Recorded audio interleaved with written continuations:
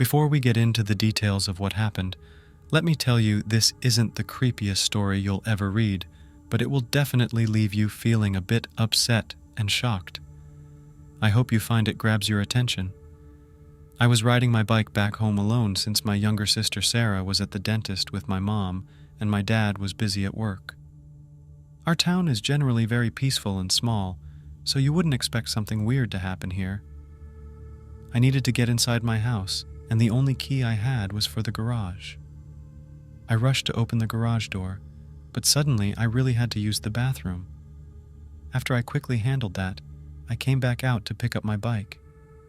That's when I noticed a woman trying to walk off with it like it was totally fine. I walked up to her and said, "Excuse me, can you please give me back my bike?" She turned to me and replied, "Sorry, but this bike is ours now." I was confused and asked her, "How old is your kid?" She snapped, "Why do you need to know that?" I tried to calm things down by saying, "I just really liked this bike and thought it was the one I wanted to buy. My apologies for the confusion." Unexpectedly, she said, "His name is Tom, and he's 8 years old. But actually, this bike is for kids older than 10. I really need my bike back or I will have to call the cops." I told her calmly.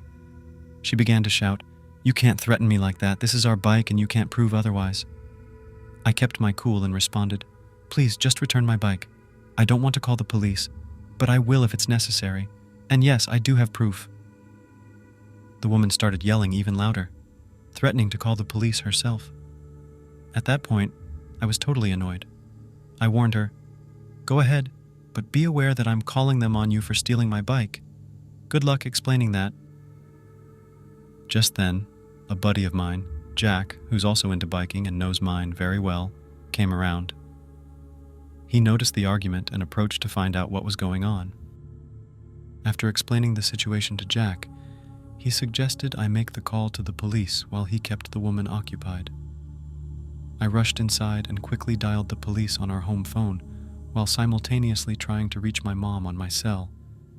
She didn't pick up, so I decided to focus on dealing with the police. I explained what was happening to the dispatcher, who asked for my address and told me that officers would arrive in about 10 minutes. I thanked them and rushed back outside. Outside, the woman was still arguing with Jack, but he was keeping his cool. Meanwhile, her son, who was watching all this unfold, began to cry loudly, "Mommy, I want the bike!" The situation was getting worse by the second. Just at that moment, the police arrived.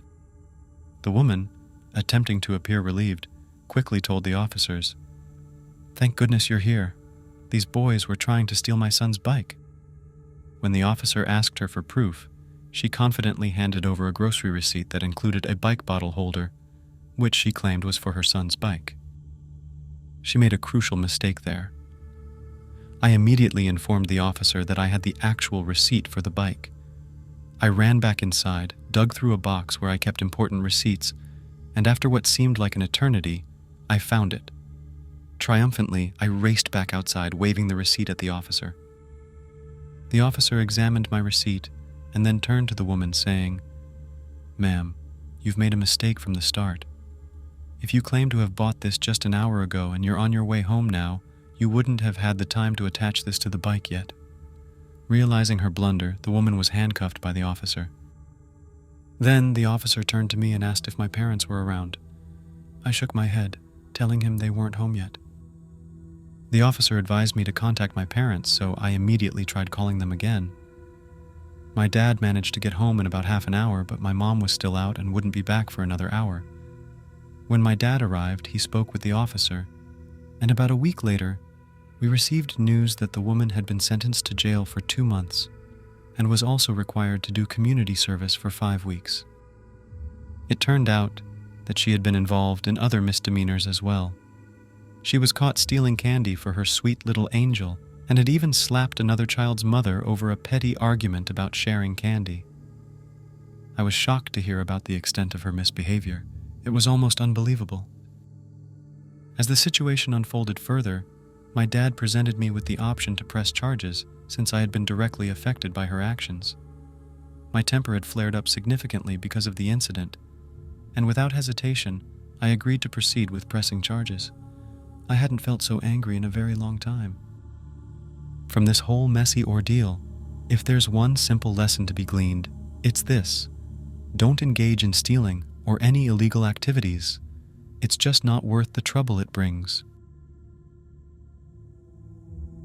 I'll begin my tale by telling you a bit about myself. I'm 19 years old and live in Melbourne, Australia.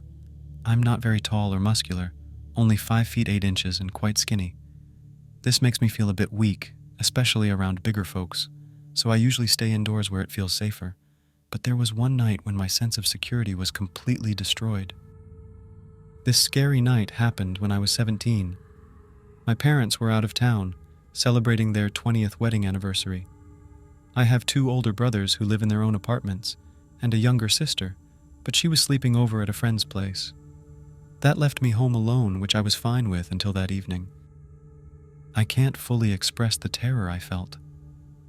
I've read plenty of stories about terrifying encounters, but I never truly understood them until that night. It was around 11 p.m. on a Saturday. I was upstairs absorbed in my favorite TV series when I heard a strange noise from below. I paused the episode to listen more intently. It sounded like a faint knock or tap at the front door. I tend to think the worst in these situations, but that time, I decided to ignore it and resumed my show. After watching a couple more episodes, I felt thirsty and headed downstairs for a drink. The staircase in my home leads directly to a view of the front door, which is to the left. There's a small hallway there that opens up into a larger space with the kitchen and living room. As I reached the bottom of the stairs, I noticed something odd. The faint glow of the streetlights cast strange shadows inside, making the familiar setting seem eerie and unfamiliar. I moved cautiously toward the kitchen, my heart pounding with every step. That's when I heard it again. The soft, unmistakable tapping, now closer than before, as if it was coming from inside the house. Grabbing a glass from the cupboard, I tried to quiet my nerves, telling myself it was just the wind or perhaps a tree branch against the window. But then, as I filled my glass with water from the tap, I heard a new sound. A low, dragging noise, like something heavy being moved across the floor. I froze, water still running, my mind racing with possibilities. The night had only just begun, and already the shadows in my home seemed alive with menacing intent. The corridor leading to the kitchen is quite narrow, so from the entryway, you can pretty much see everything inside. When I made my way downstairs, a chilling realization hit me. The front door was unlocked. The deadbolt was turned sideways, an obvious indication that it wasn't secure. I was certain I had locked it after my parents took off, even checking it twice, as I'm always extra careful. Nonetheless, I secured it again and tried to dismiss my worries. After finishing my drink, exhaustion overtook me, and I decided it was time for bed. I switched off all the lights, a nightly ritual, and settled into sleep. However, about 20 minutes later, a sound jolted me awake, the distinct noise of a door closing below. It couldn't have been the front door since I had just locked it, and my parents were the only others with keys. I've seen my fair share of horror films to know that investigating strange noises alone at night is a terrible idea. Yet groggy and disoriented, I made the unfortunate decision to head downstairs. I tiptoed, acutely aware of the creaky spots on the steps, avoiding them by sticking close to the wall. My heart was pounding so hard I feared it might burst. As my eyes adjusted to the darkness, I could make out the shapes of the furniture scattered around. In hindsight, knowing my way around in the dark probably saved my life. If I had stumbled or knocked something over, it would have given away my position. Peering around the corner of the staircase, the fear that gripped me is indescribable. Standing in my kitchen was a man, towering and burly, easily over 6 feet tall, with a broad, intimidating build. A wave of icy terror washed over me, rendering me completely immobile. He hadn't noticed my presence yet, thankfully showing no sign of awareness. When I regained some semblance of control over my limbs, I silently retreated, careful to suppress any sound. The stakes were impossibly high, as even the slightest noise could spell disaster. The terror of thinking every step might be your last is a horror I hope no one ever has to endure. As I climbed back toward my bedroom, my heart was slamming against my chest so loudly I could hear it in my ears. Then, a loud creak from one of the steps. I knew I was in deep trouble. My whole life seemed to replay in an instant. I bolted into my room and slammed the door shut behind me. The most horrifying realization then struck me. None of the doors in our house had locks, not even the bathroom. He could simply turn the knob, and I would be trapped. The sound of heavy footsteps ascending the staircase made me think this was the end. I frantically searched my room for anything I could use to defend myself. The best I could find was a pen on my desk. Clutching it so tightly my fingers began to turn white, I braced myself for the worst. Then came the most chilling moment of all. A deep, menacing voice from the other side of the door growled, "I know you're in there, and I'm going to kill you." Suddenly, the door burst open. Instinctively, I swung my arm and managed to drive the pen deep into the intruder's shoulder. He let out a scream of pain and stumbled backward. Seizing the moment, I sprinted from the room, down the stairs, and flung open the front door, racing to my neighbor's house. I pounded on their door frantically until they opened up. After I explained what had happened, they immediately called the police. I stayed with them, shaking and unable to speak properly until the officers arrived. When the police searched my house, the man was nowhere to be found.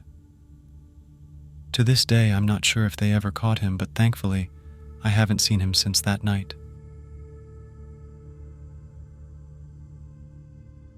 The events I'm about to share started just a couple of nights ago, around 8 in the evening. My boyfriend had just headed out to his night shift, and some workers had finished putting in a new fridge in our kitchen. All our groceries were piled up in the sink because there was no other place to store them temporarily. I realized I didn't have any ice to keep the food chilled, so I called my sister to see if she could bring some over. I was alone in our place when I heard a knock at the door while talking to her. I figured it might be one of the workers who'd forgotten something, so I went to answer it, still on the phone with my sister. But the person at the door wasn't anyone I knew. It was an elderly man who seemed quite drunk, and he was bundled up in a thick coat despite it being a warm evening. Just to set the scene, I'm not exactly the type to scare easily. However, I'm also not particularly big or strong. I weigh just around 90 pounds and am barely over 5 feet tall. I make my living as an artist, crafting and selling my own work, so dealing with unsettling situations like this isn't exactly my forte. The man asked in a slurred voice if he could use our bathroom, insisting he didn't want to go outside.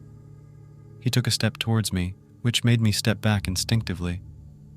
I tried to gently refuse him by saying, "I'm sorry, but my boyfriend is currently in the shower," hoping he would just leave. But as I began to close the door, he suddenly pushed his foot against it, blocking it from shutting. Fear took over me. I pushed against the door with all my might, then ran to my bedroom to grab the metal baseball bat I keep for protection. Just as I armed myself and returned to the front, my sister and her friend arrived, thankfully with the ice. Seeing them, I broke down in tears. My sister later told me they saw the man running away as they approached our building.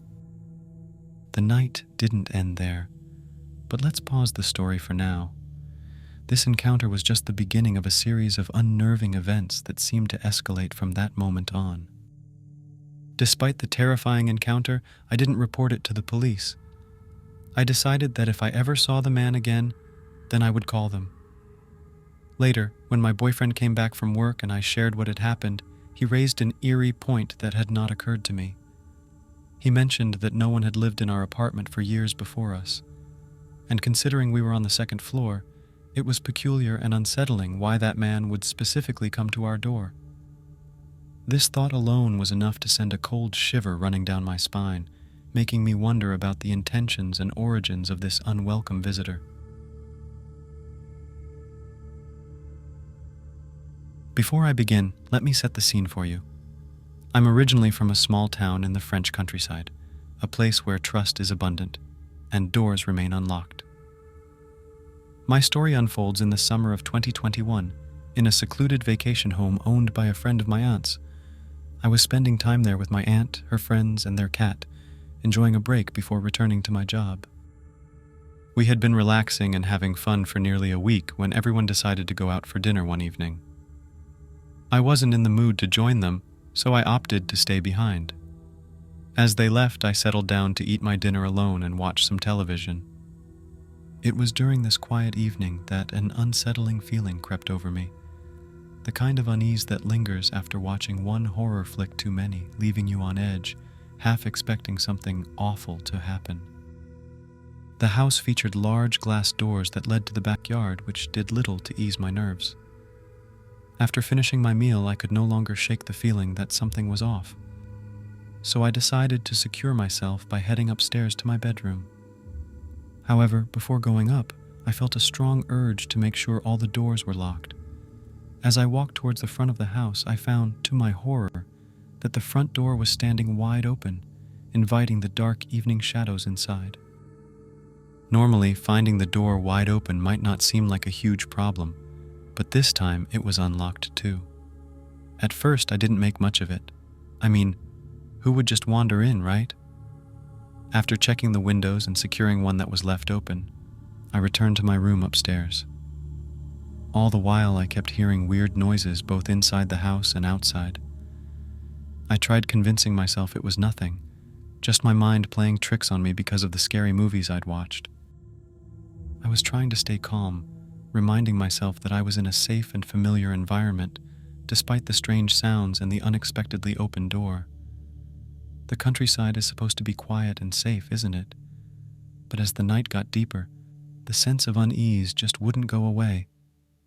I kept hearing these noises, trying to dismiss them as just the normal sounds of an old house settling as it cooled in the night air. I was really trying to ignore them, but it was getting harder.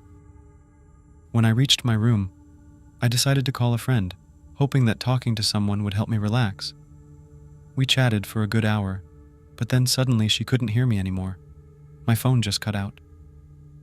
It was strange because I'd never had any signal issues in this house before. That's when I began to worry more seriously. Both my phone and computer were not working, cutting me off from the outside world, and those unexplained noises continued. About 10 minutes after my call was dropped, I heard what sounded like several people moving around downstairs. It was confusing and terrifying because it even seemed like I heard my aunt calling my name. Feeling both confused and a bit frightened, I cautiously made my way downstairs to check, thinking it couldn't possibly be true. After all, I was the only one who had a key to the door. How could anyone else have gotten inside? As I reached the bottom of the stairs, I saw shadows moving and could hear voices. I called out, asking my aunt how she had managed to get in. She replied that they had entered through a poolside window I supposedly left open, but that couldn't be right. I was certain I had locked it. My aunt dismissed my concerns, suggesting I was just being paranoid, but I couldn't dismiss the unsettling feeling that someone else had been in the house. We hadn't noticed anything missing, yet the strange noises and the fact that a window was reported open when I remembered locking it were too bizarre to overlook. I became convinced that someone had sneaked into the house while I was alone. This thought only intensified the fear enveloping me. I was haunted by the possibility of who might have been lurking inside the house, moving quietly through the darkness, perhaps even watching us. The thought that an intruder could be wandering around, observing our movements, was utterly terrifying. And the worst part? There was no solid proof to confirm my fears. The night had spiraled from a peaceful evening into a scene straight out of a horror story, and I found myself right in the middle of it, unable to escape the dreadful feeling that our safe haven had been violated. I live far from the city in a small house with my mom and 2 sisters. One night, we ended up having a big fight over something as trivial as who ate the last piece of pizza. The argument escalated quickly, and my mom and sisters were so upset that they stormed out, leaving me all alone. I felt really down about it.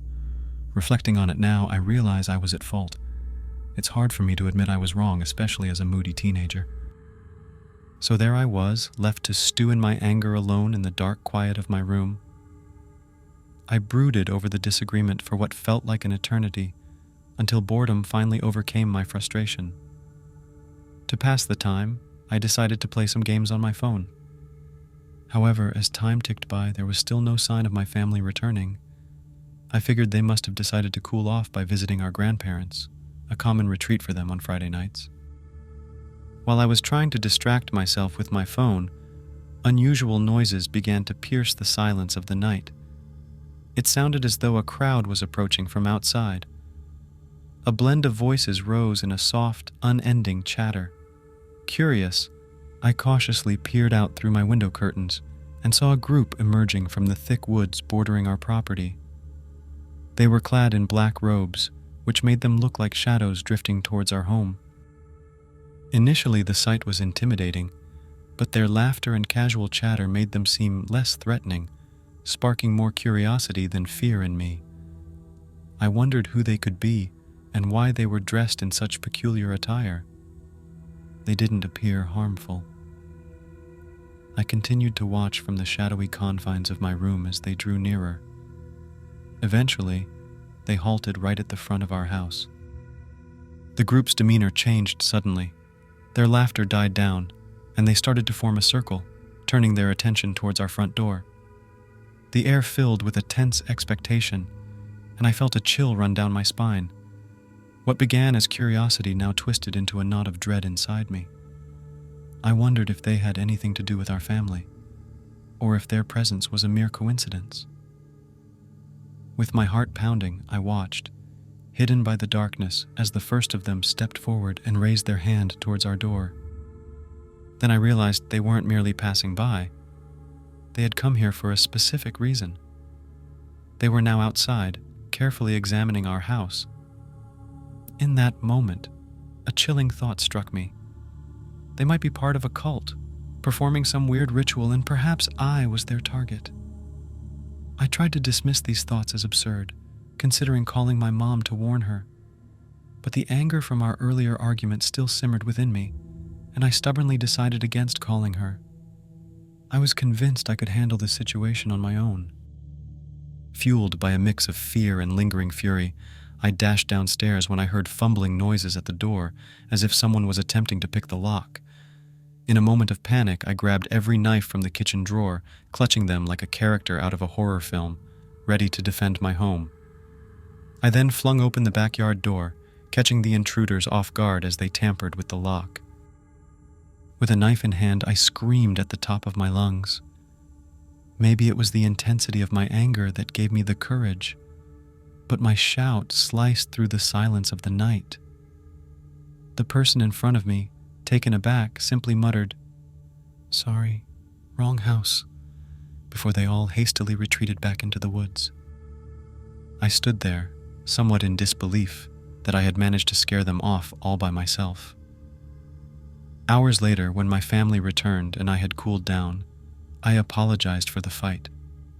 I shared the bizarre encounter with them, but they didn't believe me, and the incident was quickly dismissed and forgotten. However, 3 years later, I stumbled upon a news report about a group in hoods breaking into homes, assaulting people, and stealing. There was also a disturbing case about a man found deceased in the woods. These revelations haunted me, making me ponder the what-ifs. What if I hadn't acted so boldly? Would I still be safe? Could my unchecked anger have inadvertently saved me, or could it have led to a far graver outcome? I was living in a small, one-story house in a quiet village, far away from any city. Staying with my mom while I went to the nearby college was cheaper, and she needed my help because she was not feeling well. My dad was often away for his job, so I had to manage everything at home. One night, around 2 a.m, I suddenly woke up with a strange feeling, like there was someone, or something, in our house. The moon was bright, and a strong wind made the trees outside rustle loudly. I stayed in bed for a while, trying to hear any noises from inside, but all I could hear was the wind and rustling leaves. but I couldn't get rid of the uneasy feeling that something was off. After building up some courage, I decided to go see what was happening. I quietly opened my bedroom door and crept along the hallway, guided by the moonlight. As I approached the front of the house, I saw that the door was ajar, swinging slightly and hitting a metal stand near it. Suddenly, a terrible stench overwhelmed me, almost making me sick. With all the courage I could muster, I stepped forward and closed the door. Then I switched on every light in the house, one after another. My heart was pounding as I searched for any sign of an intruder. When I reached the dining room, I discovered the source of the foul odor. There, on our fancy rug, was a pile of what seemed like chewed figs. It appeared a wild dog had eaten too many figs that had fallen from our trees and entered the house because the wind had blown the door open. It looked like it had made a mess and then escaped when it heard me moving. This incident took place a couple of years ago when I was still with my ex-boyfriend, Mark. We had recently moved into a cozy little house with 2 bedrooms and were eager to turn it into our own special space. We chose to transform the spare room into an office, since there was just one bathroom, which you could only reach by going through this room. Our friends often crashed on our living room sofa, and we thought it awkward for them to walk through our room to use the restroom at night. So about a month after settling in, a bizarre event occurred. Mark was out that evening, enjoying time with his work friends, and I was home alone. I passed the time watching TV and ordered takeout to enjoy by myself. During the night, I kept hearing odd noises. Initially, I didn't think much of them, but every time I tried to focus and understand what was causing them, the sounds would abruptly stop. As the night grew deeper, I went to our office to use the computer before heading to bed. At that time, we hadn't set up a home phone, and I had no balance left on my mobile, leaving me completely cut off from contacting anyone. As I was browsing the internet, the noises started again, this time louder than before. It sounded like someone was moving something heavy in the attic. I tried to ignore it, thinking maybe it was just the wind or the house settling, but the noise became more persistent and clearer. It was as if something or someone was dragging feet across the floor right above the study. Nervous and trying not to panic, I kept my ears tuned to the sounds while I pretended to focus on the screen. Suddenly, the dragging turned into a slow, rhythmic thumping, like a heavy heart beating through the ceiling. I froze, unsure of what to do, completely isolated in our little house, with no way to call for help. I sat in the dimly lit study, the small lamp barely brightening the room as I worked on my laptop. Then, the noises began again, a soft, almost imperceptible clattering that made me wonder if I was just hearing things. I turned off my music to listen more closely and tried to pinpoint the source of the sound. Creeping into our bedroom, I glanced towards the front door. Nothing. No one was there. I returned to the study, but peering out the window proved futile. The backyard was shut off by a high brick wall and a large wooden gate, and without any external lights, I could barely make out anything. From what little I could see, there didn't seem to be anything or anyone out there. I resumed my seat and turned the music back on, trying to calm my nerves. But about 10 minutes later, a spine-chilling sound echoed through the silence. Metal scraping against metal. It was faint, as though whatever was causing it was trying to remain unnoticed. By now, fear was taking hold, so I tiptoed back to our bedroom to fetch a heavy metal rod we had found while fixing the closet. I didn't dare turn on any lights. I didn't want to betray my position, not when there might actually be someone in the house. Clutching the metal rod, I paused, listening. The eerie quiet of the house seemed to amplify every small sound, making my heart race. I remembered I was completely isolated, with no means to reach out for help. The thought that someone might really be inside, perhaps even knowing I was alone, sent shivers down my spine. I hurried back to the study, which doubled as our bedroom, and gently closed the door behind me. I locked it and wedged a chair under the doorknob for extra security. For about 20 minutes, all was silent, and I began to feel foolish for being so terrified. Maybe it was just the unease of being alone in the house for the first time. I decided against turning the music back on, and that turned out to be a wise decision. Soon I could hear what sounded like two men whispering. The whispers didn't seem to come from inside the house. The study window was slightly open, and their voices seemed to drift in from there. I moved to the bathroom, which provided a better vantage point into the alley behind our house. The layout of the study and bathroom formed an L around the yard, with the bathroom jutting out further. I climbed onto the window ledge and opened it further to peer into the alley. Though I couldn't see anyone, the whispering was unmistakable and seemed to come from right behind my gate. I couldn't catch every word, but I heard enough to understand they were discussing our recent move and the valuable items we had, such as guitars, computers, cameras, TVs, and game consoles. It was clear they knew I was alone and were probably waiting for me to fall asleep before attempting to break in. Rooted to the spot with fear, I was jolted by a sudden loud bang. They were no longer trying to be quiet. They were slamming against my gate, trying to force their way in. Each hit made the gate shake violently, and from the force of the blows, I imagined how large these intruders must be. Being small and lightweight, barely over 5 feet tall and weighing around 100 pounds, I felt defenseless as I watched the gate tremble, on the verge of giving way. I gripped the metal rod tightly, scanning the room for a possible hiding spot. Then, unexpectedly, a bright light flooded the scene. At first I thought the intruders had directed a flashlight into the house, but then I heard dogs barking and voices shouting. Looking again, I saw that it was the floodlight from the house across the alley illuminating their yard, and mine. The men muttered in annoyance, and then their footsteps faded as they ran down the alley. I stayed huddled in the room until Mark returned home around 4 a.m. That night, sleep was impossible. In the daylight, I inspected the yard and saw the gate barely hanging on its hinges, easily accessible from the alley. The lock was visibly damaged, scratched as if someone had attempted to pick it. If not for the timely intervention of the neighbor's floodlight, I shudder to think what could have happened. I have experienced many frightening things during my life. However, I want to share a particularly strange incident from when I was 11 years old.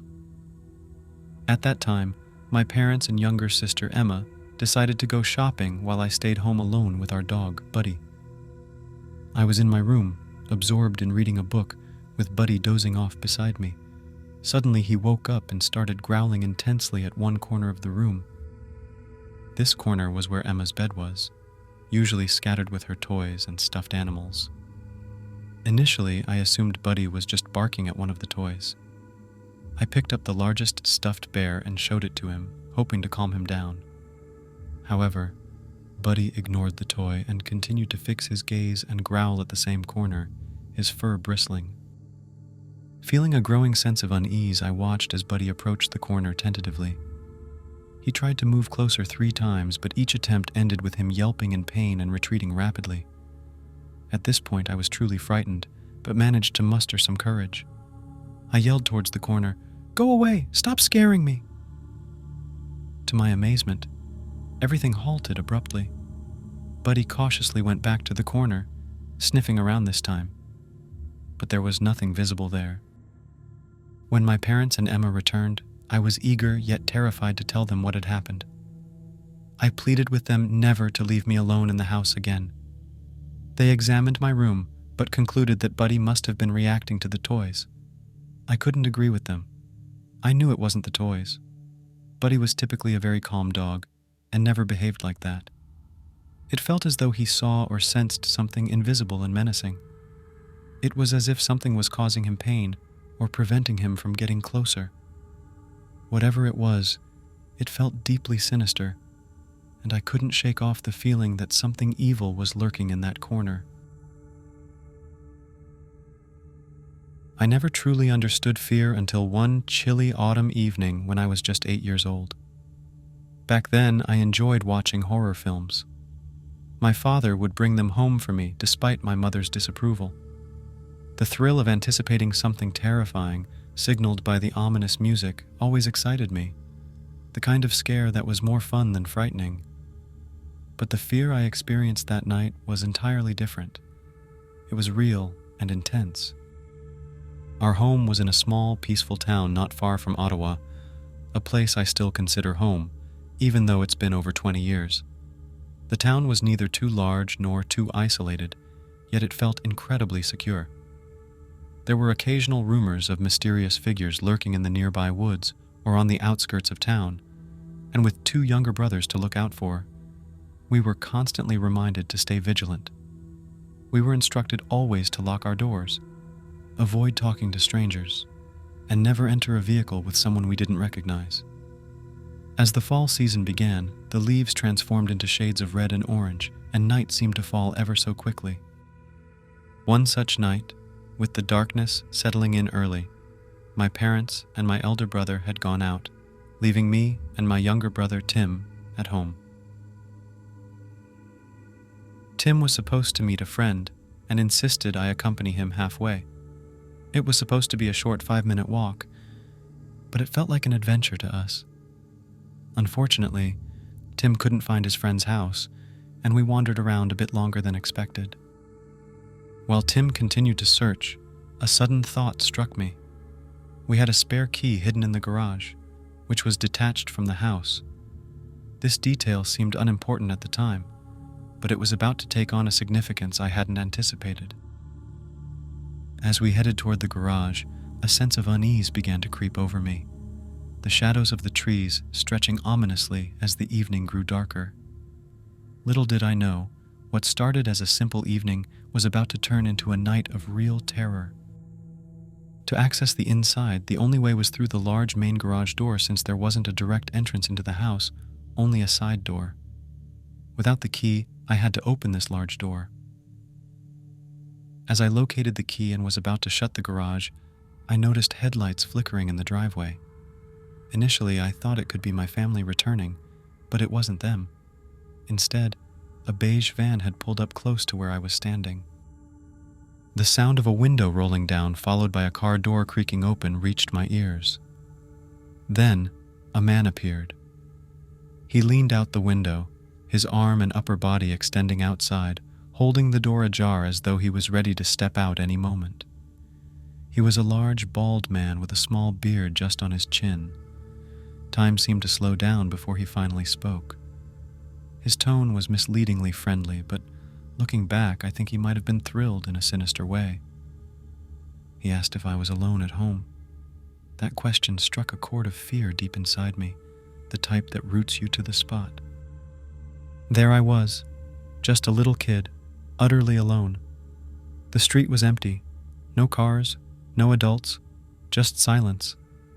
It felt surreal, like I was an observer to my own horror story, thinking to myself that these things don't really happen, not in real life.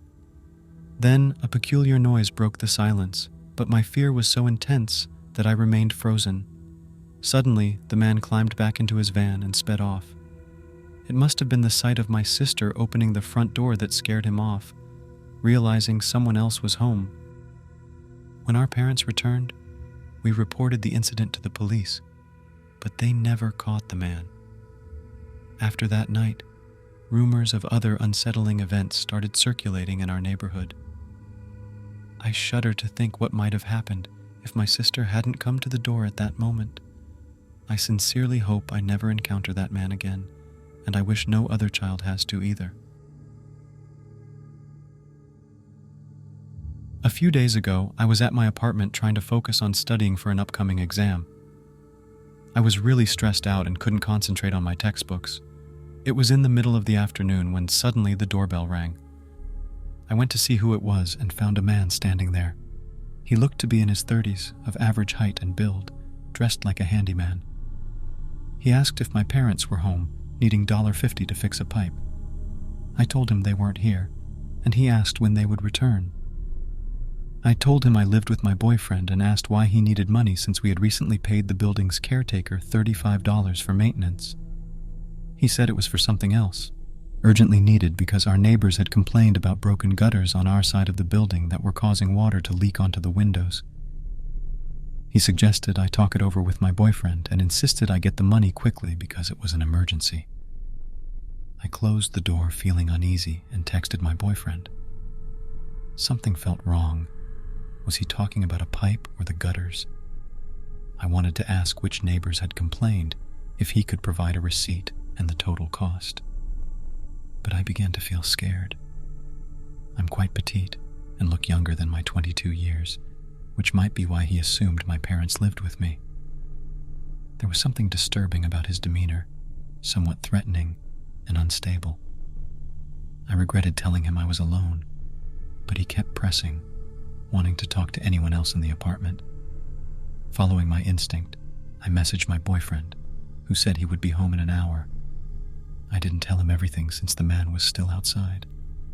I decided to open the door again, thinking it might be safer to confront him than to upset him by ignoring his presence. Our door is just an old wooden one, and our apartment is pretty basic, so I didn't feel very secure. I told the man that my boyfriend would be back in an hour and apologized if there was any confusion. He said it was okay and that he'd come back later, but he didn't leave immediately. Instead, he started asking about our rent, whether we were working or studying. I kept my answers brief, telling him we were both students and worked part-time, but I avoided giving out any details or mentioning how much we paid for rent. Then he changed the subject and asked if I knew any girls around my age who were single and looking for someone. He claimed he was a decent guy from the city, finding it hard to meet a nice woman. It felt like he dragged on forever about this, trying to get phone numbers of any girl who might give him a chance. I was polite, telling him all my friends were my age and already in relationships. He kept pressing, but I stuck to my story until he finally let it go. He then asked if my boyfriend and I had been together for a long time. When I said 2 years, he wished us a long and happy future together before finally leaving. He wanted to know where the building manager lived, but I only told him after he had gone. When I shared everything with my boyfriend, he rushed home, convinced we were targeted for a scam. I was terrified that I had shared too much information while trying to keep the situation calm. My boyfriend confirmed it was indeed a scam and went to talk to the building manager. She informed him that the man had also tried to scam her out of $15, claiming I had sent him. She was aware of his intentions and advised us just to be cautious. Now, I'm scared. It seems like he's casing the building for a robbery. He somehow got inside, checking doors, and seemed to choose ours, probably because it looked weak. Asking for money might have been a test to see if we had cash on hand, or to gauge if we're wealthy enough to be worth breaking into our apartment. It's puzzling why he chose us when there are many other apartments he could have targeted. Strangely, the man was almost kind to me, calm, not pushing too hard for the money, and seemed to shift his focus from trying to scam me to targeting my boyfriend or parents. Despite his calm demeanor, we've been living in fear ever since, keeping our doors open to listen for any signs of break-ins and trying not to leave the apartment alone for too long. It feels like we're trapped in a nightmare, always on edge, watching and waiting for something bad to happen.